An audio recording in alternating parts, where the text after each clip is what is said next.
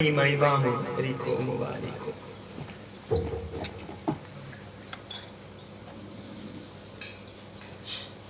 वो सत्य ही है, बस बीच में क्यों थोड़ा सा बस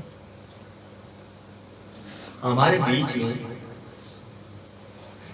सूर्य हमेशा प्रकाश देता है, धरती पे किरण गिर भी रहे हैं, लेकिन बीच में बादल आने की वजह से हमारी किरणें दिखाई नहीं देती, अपने स्वरूप को आच्छादित करके ढक देती है।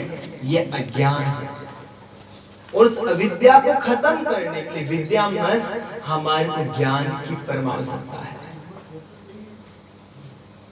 सत्य की परम आवश्यकता है। ओ माँ कबू में अनुभव प्रेरणा, सत्य हरि भजन जगत सब सपेरा। केवल सत्य ही है, बाकी सब असत्य है। और सत्य जो का त्यों, जो का त्यों, ना तो बनता है, ना बिगड़ता है, ना आता है और ना जाता है। ये सत्य संग। लेकिन इस सत्य संग की प्राप्ति के लिए पहली बात है, पहली सीढ़ी विवेक। हमारे को विवेक होना परम आवश्यकता है, क्योंकि बिन सत्य संग विवेक ना हो।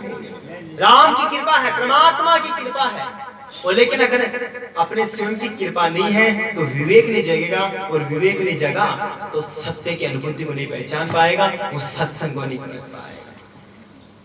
सदा सत्य संग की महिमा मुबारक हो, मुबारक हो। अपन क्या करते हैं, जो सत्य है उधर नहीं जाता है, और जो असत्य है पता है कि एक दिन ये नष्ट हो जाएगा, अपन उसी को सत्य मान लेते हैं, उसी को सत्य मान लेते हैं, जबकि सत्य कभी असत्य नहीं होता, और शरीर कभी सत्य नहीं हो सकता। अब शरीर को अपन सत्य मान लेते हैं, जबकि वो शरीर बदलता रहता, पल पल में बदलता रहता। भगवान श्री कृष्ण ने तो कहा था कि अर्जुन, ये शरीर हर क्षण मरता है और हर क्षण नया जन्म मिलता है एक शरीर के अंदर। हर क्षण, जो 2 मिनट 2 क्षण पहले जो था वो भी नहीं है, बदल रहा है काल की कहते हैं। तो शरीर काल के अंदर है, लेकिन जो आनंद में सत्य है वो तो बस उन सबसे कालातीत है। अपन कहते हैं कि मेरे लिए है, और उसमें उलझने की वजह से ही अपन पीछे हैं। तुलसीदास जी महाराज की पत्नी बड़ी सुंदर थी, प्रसंग पता होगा। तुलसीदास जी महाराज की पत्नी बड़ी सुंदर थी, पत्नी को ब्याह करके लेकर आए, कुछ दिनों बाद में मायके भेजा गया मिलने के लिए। तुलसीदास जी महाराज का इतना मोह था अपनी पत्नी में कि पत्नी में रह नहीं सके। पत्नी जाकर पहुंची मायके, तब तक तो तुलसीदास जी महाराज भी निकल पड़े मिलने के लिए। इतना मोह था तुलसीदास जी महाराज का अपनी पत्नी में। सामने नाला बह रहा, बारिश का समय था, बिजली की समय, पास में नाला इतना भरा खड़ा कल बह रहा है, उस नाले को कैसे कूदे। एक लकड़ा फंसा हुआ था, उस लकड़े के ऊपर पेड़ देकर के कूद गए नाले को। बीच सामने मेन गेट पे जाकर देखा तो अंदर से बंद है, तो कोई ना कोई तो उपाय सोचा कि अंदर जाकर मिले। तो चारों देखे तो पीछे जाकर देखा एक काली रस्सी लटक रही थी, बारिश के समय है। उस रस्सी को पकड़ के चले गए, जाकर पत्नी से मिले। पत्नी कहती, मेरे प्राणनाथ, मेरे प्रभु, आप इस समय कैसे आए? ऐसे बीच का माहौल, इतने अंधेरे के बीच में आप कैसे आए? बोले व्यवस्था तो हो रखी थी। बोले बताओ कैसे? ऊपर छत पे जाकर देखा तो काली रस्सी नहीं थी, बारिश के समय एक सांप, काला सांप लटक रहा है। सांप, उस सांप को रस्सी समझ करके चढ़ गए। इस नाले को कैसे कूदे? बोले जाकर चलो बताता हूँ। जाकर देखा तो वहां लकड़ा नहीं फंसा हुआ था, एक मुर्दे की लाश फंसी। तुलसीदास जी महाराज की पत्नी कहती, जो रूप रंग में ये शरीर नासवान है, एक दिन मिट्टी का ढेर हो जाएगा। आप इसके मुंह में इतना उलझ गए कि आपको पता भी चलेगा कि लकड़ा है या फिर मुर्दे की लाश है, ये सांप है कि काली रस्सी है। इतना मोह, इतना अगर उससे किया तो अभी तक आपको वो प्राप्त हो जाएगा। उसी समय ज्ञान हो गया, आज के बाद तू मेरी गुरु है, प्रणाम करके निकल पड़े। तो फिर अपन क्यों जो शरीर जन्मता मरता है उनमें इतना उलझे हुए हैं कि उसके अंदर जो वास्तव नूर विराजमान है उस अनुभूति को नहीं पहचान पा रहे हैं। हमारे घट में है, साथ साथ वो आनंद में विराजमान है, फिर भी अपन उसमें लगे हैं। विवेकानंद जी ने कहा था उठो जागो, और जब तक लक्ष्य की प्राप्ति नहीं हो जाए उससे पहले रुको।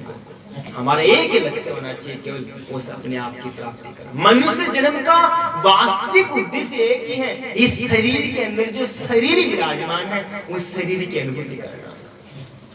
सुखदेव मुनि जब गए, सुखदेव मुनि राजा जनक के पास, तो जाकर के द्वारपालों कहते जाओ राजा जनक को बोलना कि सुखदेव मुनि आया है। राजा जनक ने कहा कि साहब सुखदेव मुनि बात, उनको बोलो इंतजार करे, 7 दिनों तक खड़े रहे।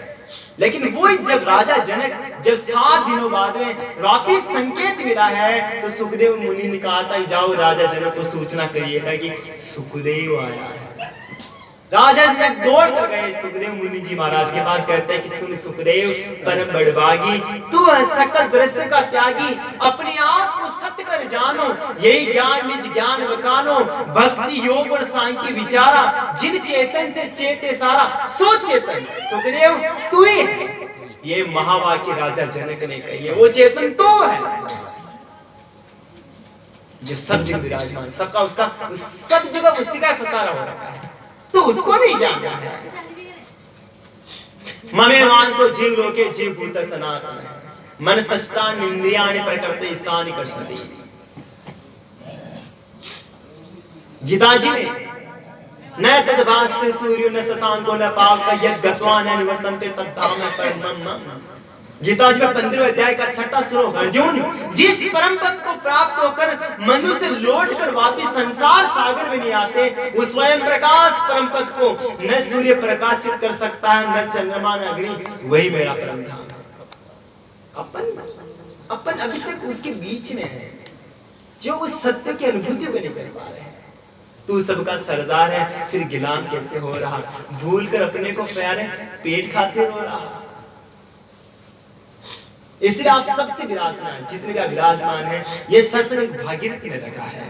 कोशिश प्रयास परिश्रम करके विश्राम जी या पूज्य नोटराम जी महाराज श्री उनके परिवार ने कोशिश प्रयास करके परमात्मा की कृपा हुई है, मन में उमंग जगह सत्संग बेला हुई है, आप सबका हमारा सबका पदार्थ हुआ है, तो सारे मटके तो यहाँ आ गए हैं, लेकिन इसके अंदर जो जल है सबका एक है, उस जल की अनुभूति को, उसकी महत्वता को जाने समझे, तभी तो बात बनेगी। दाता दयाल के शब्द जाने जिन्हें मान लेने, सब तो जान तो गया है कि शरीर जन्मता मरता, लेकिन आत्मा अजर अमर, तो जान तो गया लेकिन मानता नहीं है। जानी जिन्हें मान ले इंसान होसी बेड़ा पार, और जान और मान में अंतर आके तो डूबे काली धार। इसलिए जान लो जगत को जलता देख करके प्रभु ने ज्ञान घटा भेजी, बुझावे ताप देव आध्यात्मिक आदि देव आदि भौतिक तीनों ताप को बुझा देती है।